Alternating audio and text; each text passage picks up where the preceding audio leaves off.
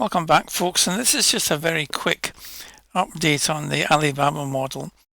I had somebody asking me the details on why isn't it so good at maths, and why is it sometimes good at things and perhaps not, sometimes very good, other times not as good. Well, my understanding, as much as it is it's all to do with the tuning of the model and the model itself, of course. And this is a 7 billion parameter model. It's nothing like, say, the latest ChatGPT 5 at the time of doing this video, which is thought to be around 600 billion, almost 100 times bigger, 630 or something. A huge model. Not that necessarily bigger is always better, of course, but I think you can imagine it's going to know a lot more if it's got that kind of size of data. At huge expense, of course, in computing power. This is running on a local PC and a graphics card. So I changed it a little bit to put all these fancy parameters in, which I'll talk about in a minute. Just come back to them. But just to begin with, here's a question that it's answered really well, even with the LaTeX output, and I'll just show you the output.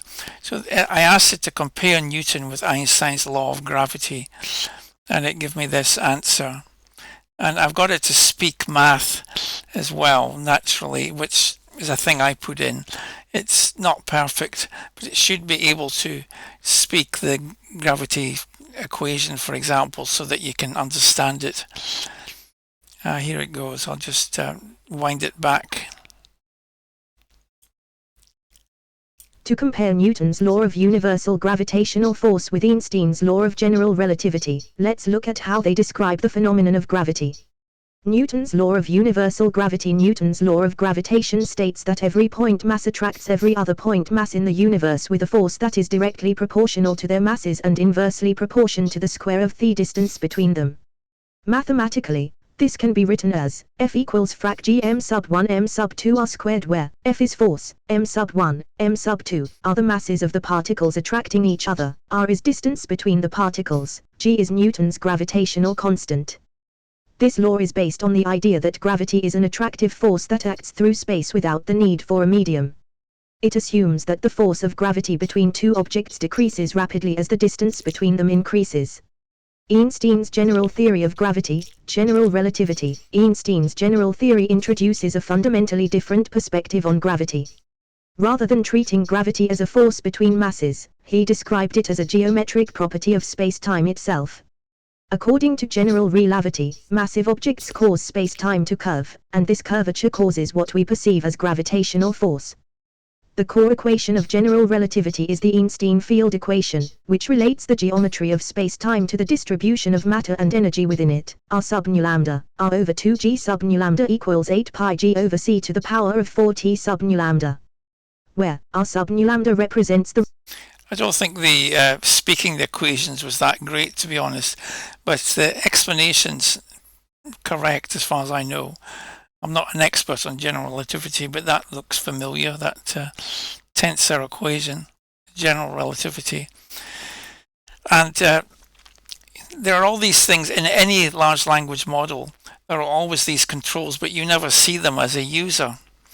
Things called temperature, top P, top K, number of beams, length penalty, repetition penalty, and so on, and probably other ones that I don't know about. Now, I haven't used many of these. I've used temperature, number of beams. I haven't really used top K, but each one of these can be adjusted. And here we've just got an auto setting so that when it picks up a maths problem, should go to the right settings. But there's these things called greedy sampling and beam search. Beam search is where you can get more depth of search. And I'll just look at these in more detail here. Before we do that, you need to know what a token is in a large language model, if you don't already know. This is one of all this stuff to me is very new within the last year or two. I'd never really heard of any of it before. I guess if you've been working in this area, of course it would be old hat to you. What is a token? Well, a token's a small chunk of text, often a subword, produced by a tokenizer. Some examples are unbreakable, as in breakable, international, and then ization. So it splits up the words. So the prompt that you put in and the model's reply are both sequences of tokens, token IDs. The model predicts one token at a time. The coding knobs, that's the ones I've put on here on the front panel of the Gradio thing, temperature, top K, beams, etc., operate on the probability distribution over the next token. And so why are they important tokens? The context window, the maximum number of tokens the model can attend to give the prompt plus the answer. The prompt goes in with, and the answer get kind of recycled back in again. So that's how the history works. If you exceed that, it causes truncation. I've had that in the past. It just doesn't. It just stops. It doesn't give you any more. Length budgeting, the maximum number of tokens. Now, in today's models, the ones you get online, they're absolutely ginormous, the number of tokens, some of them. But with these smaller models, you have to be careful. So you have token budgets and so on. So when we refer to tokens, that's what they are. They're bits of words, and you're trying to predict the next word based on probabilistic models. And that's why it's good if you make spelling mistakes, because it kind of knows about the most likely word that you put in as well. So even if you get the spelling wrong, gets it to the best of my ability here, which I don't claim to be an expert in large language models. Here's a list of the decoding methods for neural text generation and what the knobs do rather, and the typical settings. And so the first one is the beam search. I have used this. Returns the highest scoring full sequence. So if you have the number of beams to 3 to 5, or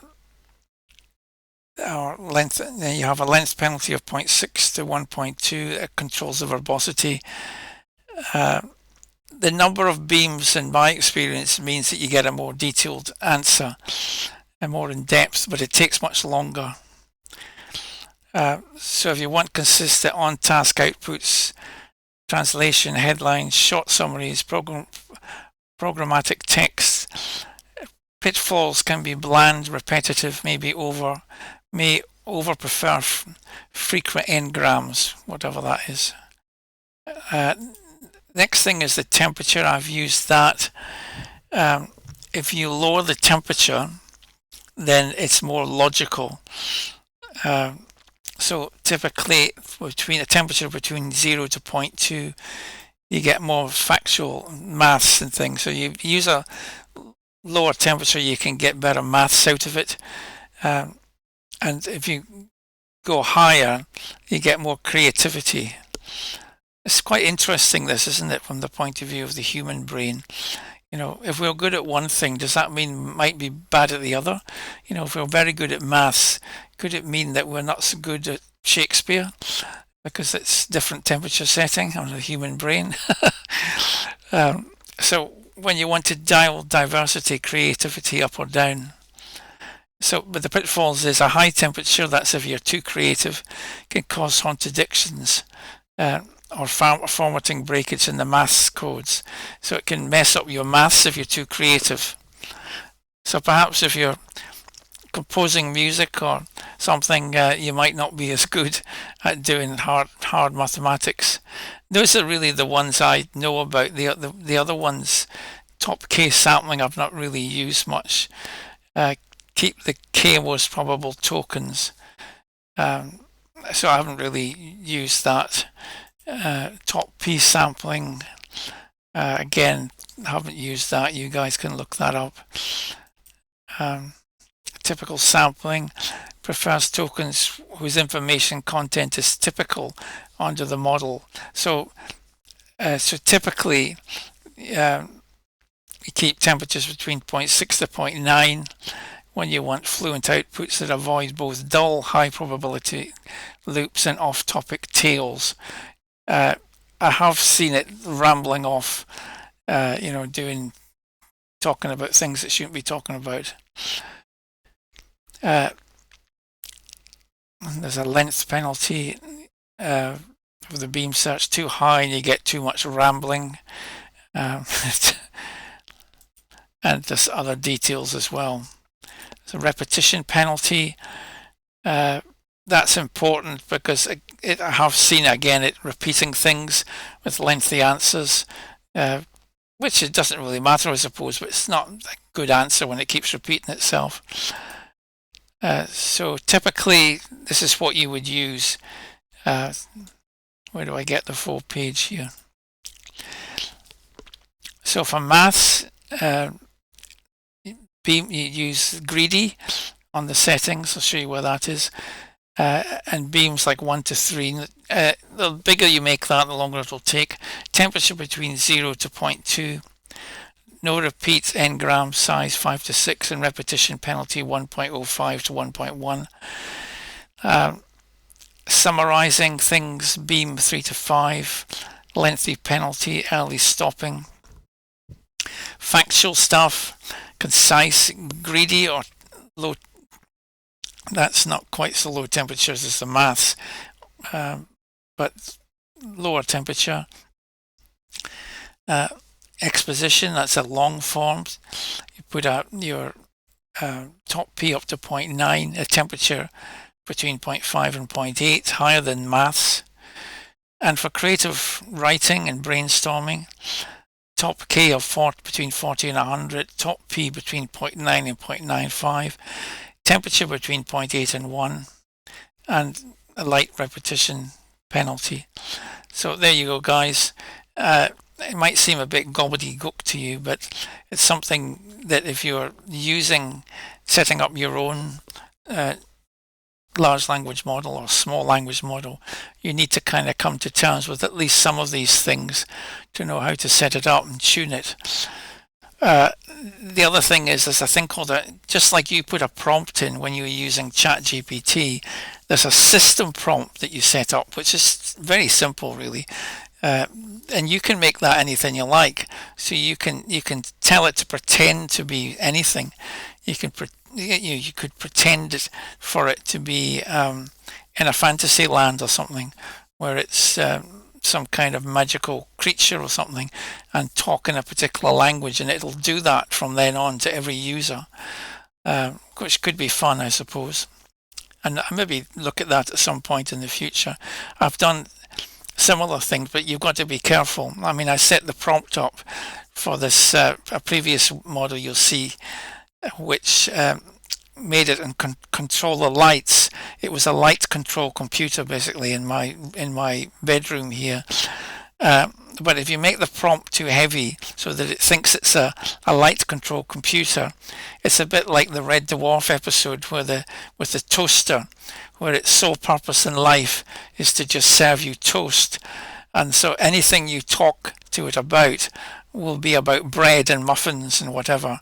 And it's not really interested in talking about anything else. So if you ask it to tell you about a famous point in history, it'll say, yeah, okay, I'll tell you about that, but would you like some nice toast? I've got I can do all these different kinds of breads. So it's a very fascinating subject, this, and I think this is obviously the very early stages. I'm sorry I can't explain it in any greater detail than I can, because I don't consider myself to be any kind of authority in the subject. But if you download the models yourself and get the opportunity, you can play around with all these settings. Thank you very much.